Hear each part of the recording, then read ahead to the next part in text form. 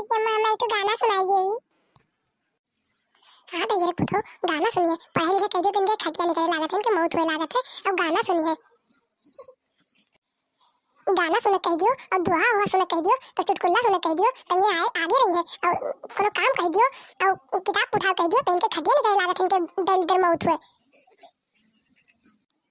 नहीं अम्मा नहीं, ये गनवे से मेडलवा मिला था स्कूलिया में। अम्मा गुरुजी कही नहीं कि गाना अपनी अम्मा से सुन आयो और आयो स्कूल में गायो तो का मेडल दे देतो। अच्छा हाँ करी कोई बात है तो का गाना सुनाई दी थे, तू करा सुनाई थे, याद कर लीजियो।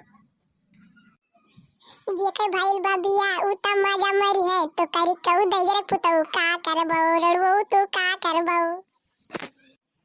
बड़की अम्मा हमें गाना सुनावती तो गरियावत थी। नहीं रे करी कहो हम तुमका गाना सुनाए थे गरियाइत ना है। नहीं भैया नहीं, हम तार बड़की अम्मा हुई तुमका गरीब है, जाई है स्कूल में सुना दे। हाँ बड़की अम्मा ठीक है, हम याद के लिए तो यहाँ जाकर स्कूल में काल बताई।